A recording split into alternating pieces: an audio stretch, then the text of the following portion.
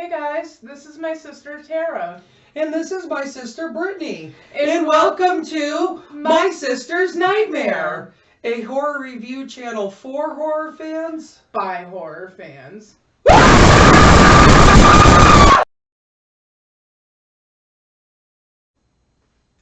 Okay, guys. Today, for our first review, we have chosen to review John Carpenter's Halloween, released in 1978. The reason we've chosen this film is because it's very important to us. It goes back generations in our family. Our grandmother loved it as well as our dad. We were allowed to watch it growing up because, as anybody knows who's watched it, it's not a super gory movie, so it wasn't terrible for us to watch. Absolutely. It's not a gore fest by any means. No. There's hardly any blood in the movie. Hardly any blood, hardly any nudity. And again, our grandmother just loved this movie. I specifically have memories of watching it with her as a kid when it was on TV, so... Yeah. And as a lot of people know, a lot of the fans know, the TV cut is much different than the theatrical cut. So it was fun. But going back to the movie, the cast in it, Donald Pleasance was the biggest name at the time going into this. Jamie Lee Curtis, her very first film role. Of course, her mother was Janet Leigh from Psycho fame, as well as other movies. Jamie Lee Curtis's friends in Halloween, there was Nancy Loomis, who plays Annie Brackett, who had previously worked with John Carpenter on Assault on Precinct 13. PJ Souls, who plays Linda. She had previously worked with Brian De Palma and Carrie. Both films we will be reviewing in the future. Let's see. We also had Charles Cyphers in there as Sheriff Brackett, Annie's dad. He worked with John Carpenter, tons of his films, little bit characters. Yeah. A young Kyle Richards, who later became famous for The Real Housewives? I think so. So the story's about a 6-year-old boy, Michael, who something happens, we don't know if it's a condition he's born with or there's something that makes him snap. I mean, he is 6 years old. He kills his sister, and then it cuts to 15 years later. He escapes a mental hospital that he's been in the last 15 years. And let's just say, I gotta really point out the escape scene, actually. It's fun. I love that scene. It's fun. And what's so cool about it is, after watching, interviews and documentaries and commentaries about Halloween, they shot that in a garage. Really? With, just a hose, Neat. I think they called it, Deborah Hill called it poor man's something. But it was just a way of, driving in the dark and making it look... But it's very effective, Very effective. I didn't even know that. Yeah. That's I cool. love rain in horror movies. I think it adds a great atmosphere to it. But then it escapes, and then it cuts to the next day, which is Halloween Day, 1978, present time. Haddonfield, Illinois. Haddonfield. Jamie Lee Curtis makes her screen debut walking out of her house in the movie. She's on her way to school. Her dad comes out and reminds her, because he's a realtor selling a house, that he needs to drop the Myers key off under the mat at the Myers house. She says she's got it and goes about her way. With the boy that she babysits, Tommy Doyle. He comes running down the street, asking if she's going to babysit him tonight, and she, I think, says same time, same place. It cuts to, later on. It shows Michael actually in the Myers house looking out at her as she's walking away. I thought that was kind of interesting. Michael went home. He went to his childhood home. And then I believe it cuts to Dr. Loomis leaving the sanitarium, yelling at the doctor for, not having stronger precautions and See, all like, that. nobody's listening to Dr. Loomis about how big of a deal this is. Michael killed his first victim at 6 years old. 6! Nobody's taking Dr. Loomis serious, and he is frustrated. He knows the dangers that are heading to Haddonfield, and nobody will listen to him. Nobody. Nobody. He's that character in the movie that, because he's the only one that knows, he sounds crazy and looks crazy, but he's right. 100% right. But unfortunately, he just looks like a loon to most people in the He movie. does. You know, it cuts to one of my, I don't know if it's one of my favorite scenes, but one of my like horror scenes in the movie of Jamie in class. And the teacher's just talking about fate and destiny and, Yep. you know, all that stuff. And then Jamie Lee, who just looks beautiful in the scene, just happens to look over out the window and you see Michael with the car he stole and just standing there. Can we talk about how Michael went into an insane asylum at 6 years old, escaped at 21, and knew how to drive a car? Like, that's fun. Like, it's not super realistic, but it's kind of fun. It's not realistic, but I love that it's even brought up in the film. Like, I when know. the doctors are yelling at each other. Yeah. For God's sakes, he can't even drive a car. He did He just learned last night! That Someone was around fun. here giving him lessons. It's like, how did Michael learn how to drive? Movies? Or maybe, like, I always just assumed, like, maybe there was court dates and he was on prison buses or asylum buses and just saw people Paid driving. attention.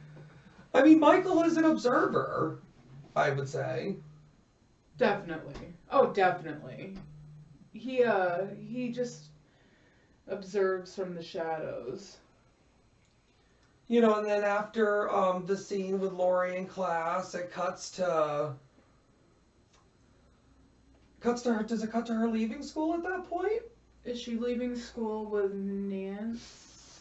No. She's leaving school with Linda. Linda. And they're talking about the dance, and, you know, Linda's talking about all the stuff she's got to do, and they're walking down the street. And then after a few minutes, Annie comes running up, yelling at them, why didn't they wait, which they say they did. And then, you know, it's just them walking home, you know, like normal girl stuff, except... They see a car drive by, and Annie yells, "Hey, jerk! Speed kills!"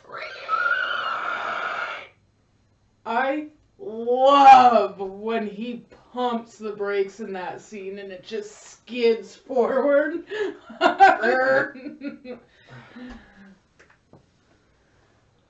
And then he eventually takes off for, you know, the time being. The girls continue walking home. Linda gets home first, says goodbye. And then it's just Annie and Lori walking home. And then Annie happens to be looking down, going through her bag. When Lori looks up and sees Michael standing next to, like, this wall of hedges. Good scene. Good scene. Fun scene. Lori tells Annie to look. She looks up. Michael's, of course, gone at this point. The girls continue walking home. Annie gets home, and then it's just Lori who ends up bumping into Sheriff Brackett, who startles her. Which I don't blame her. She's been seeing this guy all day. All day long. All day long. She saw him outside the school. She saw him in that car. She saw him standing next to a hedge, and nobody else is seeing him. Like, that's gotta be freaky. Like, do you think you're legitimately seeing somebody at that point, or do you think you're starting to lose it? But... And you gotta remember, this is just the very first Halloween we're talking. So there's no sibling angle. There's no Lori was adopted angle. It's just... a random girl. You know, and I think the only reason that... My theory is that the reason he set his sights on her is because she just happened to go on his porch. I think so, You know, too. she dropped off the key, he looked out and saw her, and then I think he just became infatuated. I think he became infatuated, but also Tommy went with her. He didn't walk up on the porch, I don't believe, but he was Mm-mm. outside the house. And Michael does follow Tommy Doyle a little bit after he's being bullied at the school and the pumpkin smashes and Tommy's walking away with his head down. Michael does follow him for a minute too. Those are like the first two people he really saw, and they were, Lori was on his family porch and Tommy Doyle was, on the sidewalk.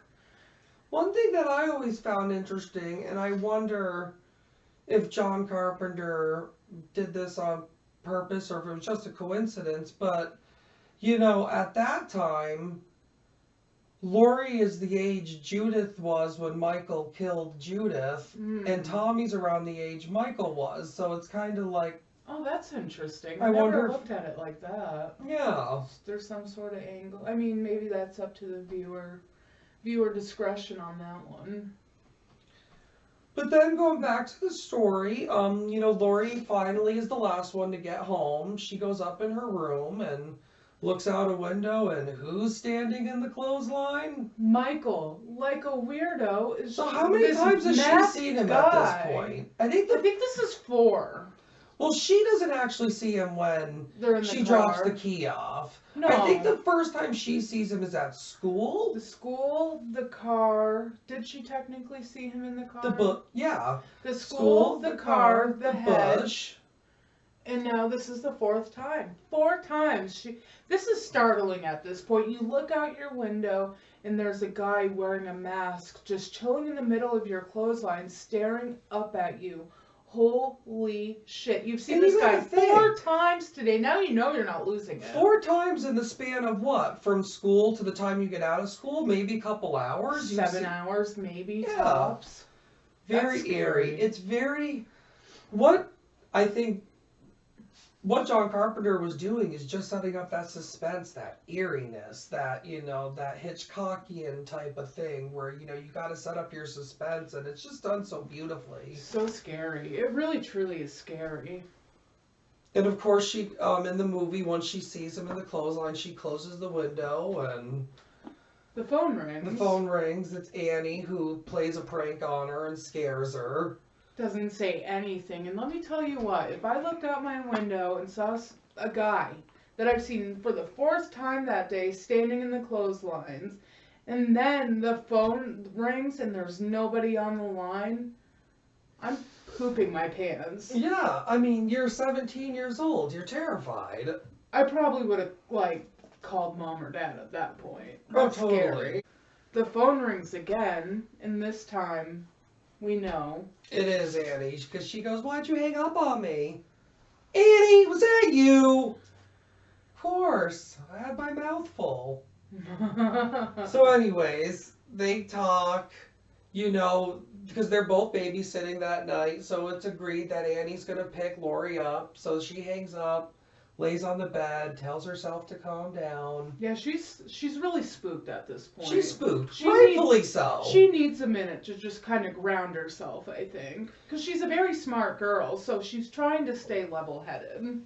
And then the movie cuts to her leaving her house. She's got a pumpkin in her hand. She walks to the edge of the road, waits for Annie to show up. Just kind of watching the trick-or-treaters go by. And I gotta say, I noticed, because, like we said, we've seen this movie hundreds of times, but we rewatched it just last night to have a fresh viewing for this. Because the movie was actually shot in the spring of 1978 and not in the fall, so they just had bags of leaves on set to make it look like fall. But in the scene when she's leaving the house to meet up with Annie, I noticed they did a particularly good job of making that look like fall. There's a lot of leaves coming down. Fall day. It does. She's got a sweater on and everything. Coat over her arm. It looks like a cold fall day, yeah. And if you notice, in that scene when she's looking across the street and there's all the trick-or-treaters with their parents, they're all, wearing, light jackets and stuff. They did a good job.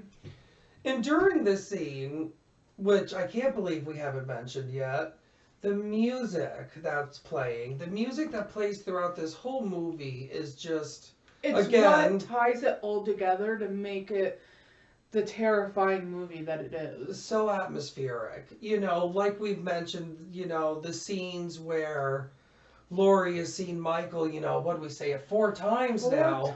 There's just this music that John Carpenter created and layered in that just ties the story together and just makes it the beautiful story that it is. Very spooky. Very good. And that music, again, is playing while she's looking at the trick-or-treaters, waiting for Annie to show up, which Annie does, and Laurie gets in the car, and they smoke a joint. Normal teenage girls smoking a joint, talking about boys, talking about the dance again. Having fun. They happen to pull up upon Annie's dad because a store was broken into. A hardware store, where the only things that were missing in the store were a knife, a rope, and some masks. And a mask. The mask. The mask. Oh, we failed to mention the mechanic, where Michael gets his suit. Right, so it shows Dr. Loomis after leaving the hospital on a payphone, and there's a truck in the background, and it's a mechanic's truck. Dr. Loomis doesn't see the body of the mechanic, but we see the body of the mechanic, and that's where Michael got his suit from. We now know that he also got his mask and his knife from the hardware store, and, the sheriff just thinks it's kids playing a prank. It's Halloween. There was no camera footage in the 70s like there is now. There's also a scene, a lot is blamed on it just being Halloween in this movie, Like, for instance, there's also a scene where Dr. Loomis and a cemetery caretaker are going to look at Judith's grave, and when they get upon it, the headstone's missing. And what does the caretaker say? Goddamn kids, they'll do anything for Halloween. So and just again, a lot is brushed off. Dr. Loomis is like, oh my God, he's home, and nobody still will listen to him. I think Loomis he literally is freaking says out. he came home in that video, in that scene. So, by the time the girls get to their houses that they're babysitting, it's nighttime now in the movie. Annie drops Laurie off at one house, and then she goes across the street to the other. And what I love about this movie is it wasn't movie magic where it's one house and then another house at a totally different location. The houses were actually really across from each other. This was a low-budget film. The budget was around $300,000 to $325,000. And they spent a good chunk of that just on the camera that they used to make the movie. The camera, a good amount on Donald Pleasance's salary because he was the name. It was very bare bones. All the other actors got paid stock.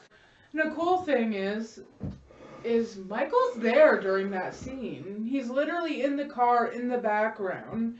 After the girls take off, Dr. Loomis comes in and is talking to the sheriff, and the whole time Michael's in the background. If Dr. Loomis had just turned as Michael was driving by, he would have found him, but as fate would have it, it's not how it happened. It's not how it happened. I just thought that was so interesting what they did there. It's like, oh, so close, so many times. So the girls get to where they're going for babysitting. Laurie's babysitting Tommy Doyle. Annie's babysitting Lindsay Wallace. And there's a lot of scenes with the girls on the phone talking to each other. Annie talking to Laurie, and because Annie's just kind of boy crazy and wants to hang out with her boyfriend Paul. Crazy. Paul, a character that's never seen in this movie or anything, just we heard hear his about voice. When he calls her, yeah. And she's stuck in the laundry room. And that, kind of brings up one of the first, not the first kill in the movie, but a major one when he kills Annie. It's kind of like the first modern day screen kill of the movie. Yeah, it's sad. I mean, seeing a teenage girl is sad, but it's not gory. It's not gory, and it's acted very well, and it's very it's believable. long too. It's a long scene, and it's. I thought it was really scary. Very scary, very scary, very sad. And it's just when you know that things are really going to get bad. Absolutely. It's kind of what kicks the night off. Yeah, it's what gets the ball rolling on the terror that these poor teenage girls and And then these eventually Linda and children, Bob end up showing up. and they get pretty nasty. That's where our nudity comes in. That's where we get a little nudity. We They get the say and do some weird things, and they have sex, and and they end up talking to Lori. Linda ends up calling Lori, who says Annie's out getting Paul and that she has Lindsay.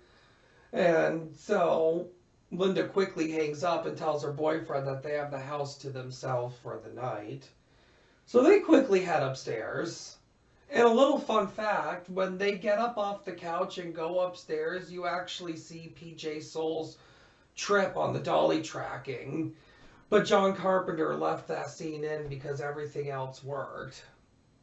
it's very interesting. So they go upstairs, they have sex, whatever. Whatever! Teenagers in a house that neither of them are connected to, having sex in this random couple's bed. It's so teenagers are nasty. Sloppy! Teenagers are sick. They'll just do it anywhere, for Christ's sakes. God! Just blah. So then they do their thing. Eventually they finish rather quickly. And then Bob goes downstairs to get him and Linda a beer. And this is what I would say a lot of the horror fans view as one of the most iconic kills in the movie, where he stabs Bob and like hoists him up on the wall. And then just kind of looks at him. Tilts his head. And But it's like he's admiring his work. Absolutely. He's like... And then he comes upstairs with a sheet over him and Bob's glasses on him to kind of fool Linda. That's scary. That's also, like, a super scary... Like, there's so many scary parts of this movie, but that is terrifying. Your boyfriend goes downstairs to get a beer after you guys just got done making love. Comes back up with a sheet on and glasses, and it's like, Bob, stop playing around.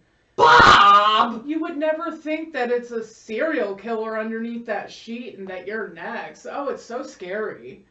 It's so scary. It is. So then she dies. Then she dies while calling Lori, who thinks it's just another prank at this point because she's been getting pranked all day. All day. Hello?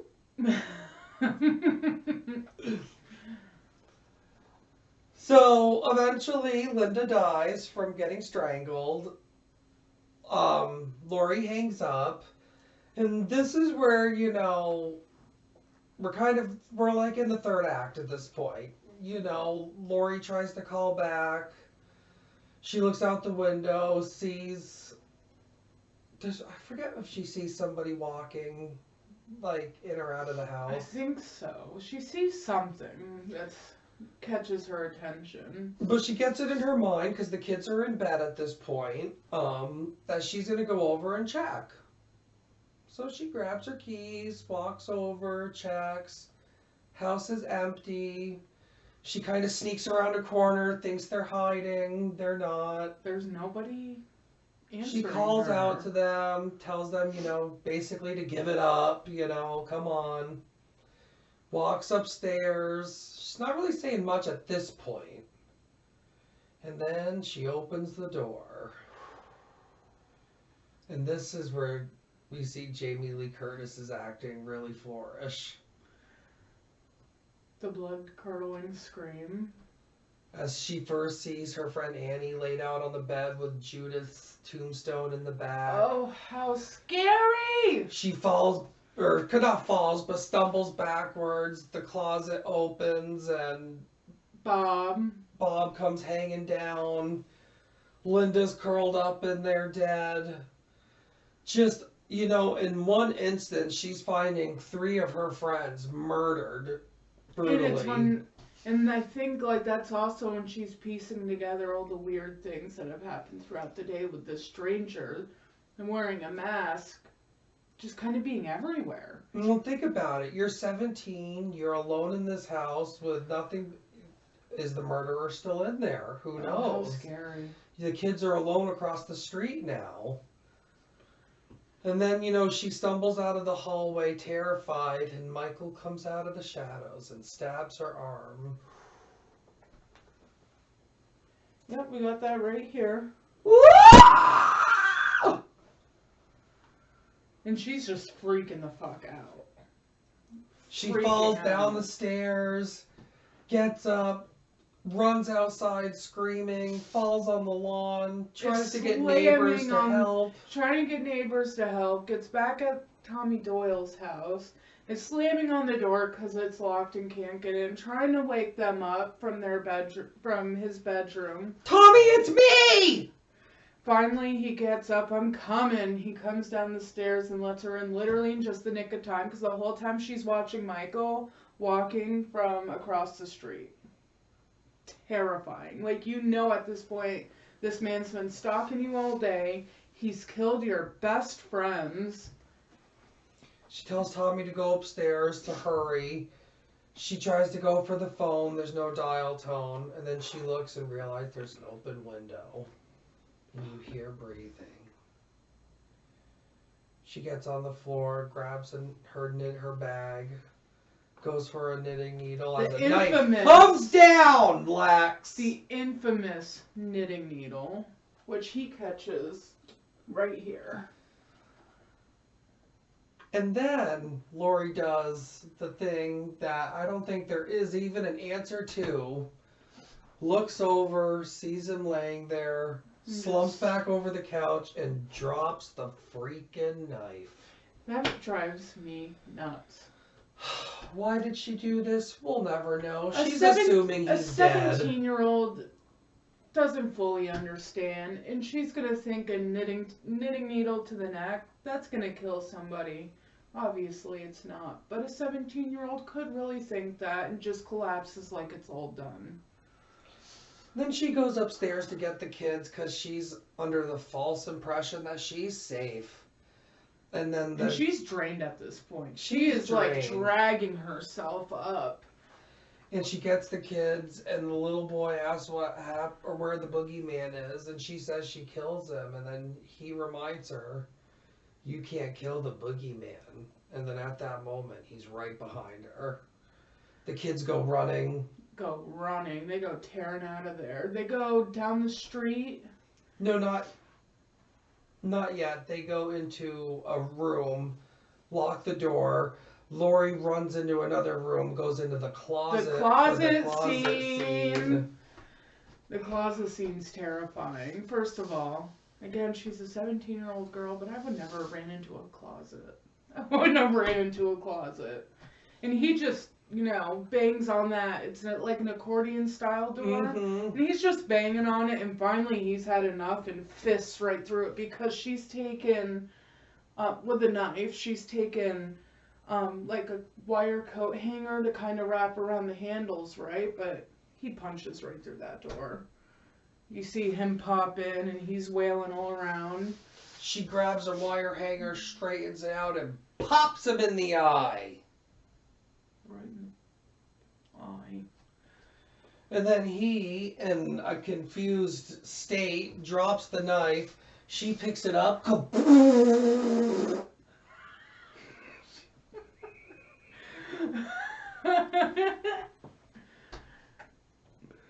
Yeah. And then again, she thinks he's dead. She goes out and gets the kids. Then she tells them to go to the Mackenzie's house. Right, so they go tearing ass down the street. Who happens to be walking by? Dr. Loomis. They're screaming about the boogeyman. I think it's Tommy Doyle in specific screaming about the boogeyman. But Dr. Loomis isn't able to stop them. He just goes running at the house that the kids just came from. And he knows at this point, Michael's there. Like, he knows Michael's there. And kids are screaming about the boogeyman. We see Michael get up again. Oh my God. Going for Lori. For another final confrontation in the movie. And they're struggling, and they're going, whoo, whoo, and they're fighting, and she rips the mask off. And this, Ooh, this scene is fun. It's one of the only Their times you will faces. ever see Michael's face. It's one of the only times you'll ever see Michael's face. And he just slips it right back on. And he just flips it back on just in time for Dr. Loomis to shoot him. 6 times! Not 1, not 2, not 3, not 4, not 5, but 6! 6 times, Sheriff! Halloween 2, that will be coming. Coming to you later. But anyways, shoots him 6 times. Michael stumbles backwards on the balcony, falls backwards onto the ground. Camera looks down, he's there. Laurie asks, Was that the boogeyman? As a matter of fact, it was. And Dr. Loomis looks back down. And Michael's gone. And that's the movie. It's a fun movie. It's an exciting movie. If you haven't seen this movie, you must see this movie. It's a blast. You know, it's scary start to finish. There's no explanation for why Michael's the way he is. It's pure evil. It's pure evil. And you can't kill it, obviously. He gets stabbed in the neck. He gets stabbed in the face. He gets shot 6 times. He's not going 6 down. times, Sheriff. He was shot in the chest, too. Like, there was no way one of those 6 shots didn't pierce his heart or an organ or something. Michael can't go down. And, yeah, it's just a fun movie. It's a fun horror movie. It's a cult classic. It's not super gory, but I kind of enjoy that part about it. Like, it is exactly what it needed to be. Now we're going to get into the kills. There's a total of 6 kills. It starts with his sister Judith. Then it's the mechanic, which we actually don't see that kill. Off screen. But we know that Michael did it. He's wearing the guy's suit. That pack of matches from the car the nurses driving was there. Like, we know that that was Michael. One of the most heart-wrenching kill scenes for me, Lester the dog. Poor Les. Poor Lester. Annie, one of the first real true kickoff kill scenes. The long other than scene, Judith, good but scene. Yeah. Then we have Paul, which is one of the most iconic scenes. And finally, Linda. So, you know, not a bloodbath, not a gore fest, not necessarily the highest kill count. Maybe for the time, but I think that if they had made it a bloodbath, it wouldn't have been the same. It's perfect the way it is. So as far as ratings go, IMDb has it as a 7.7, and Rotten Tomatoes has it as 96%. how do you feel about what would you rate it like out of 5 stars, and how do you feel about the ratings that IMDb gave and Rotten Tomatoes? I feel like the ratings that they gave are very fair. I would personally give it on a scale from 1 to 5. To me, it's really a 5. It really hits on all cylinders. But agreed. One It's that a it solid really 5. hits on for me, and I'm sure it does for you as well, is nostalgia. You know, this is almost like a warm, fuzzy movie, which I know may sound weird. It's the kickoff for slasher movies. So many amazing movies came years and years and years after this movie because of this movie. This movie kicked off a whole genre. I mean, we have Friday the 13th essentially because of this film. We have full franchises that probably came because of films like this one. You know, we've got the Scream franchise, which is another I mean, there's just so many things that I think this movie started. It paved the way for some of the great movies that we have today, and I agree. I think it gets a 5 out of 5, and I really agree with IMDb and Rotten Tomatoes, and yeah, good, fun movie. Yeah, definitely watch it. Yeah, definitely. If you're a fellow horror fan like we are, this is absolutely one worth having in your collection. It's fun to have on many different formats, in my opinion. You know, watching the VHS version versus Blu-ray. You know, the fun thing about Blu-ray is mine came with the the TV cut as well, and there's a lot of differences in the TV cut. There's extra scenes that were shot for it, so absolutely, 5 out of 5. If you have, somebody that's not necessarily a horror fan, but is willing to give watching a movie with you a shot, this is a perfect movie. Not a ton of blood, not super gory, but it is very scary. If you enjoyed our video, smash that subscribe button, like us, recommend us to your friends, and we'll see you next time. Sweet dreams.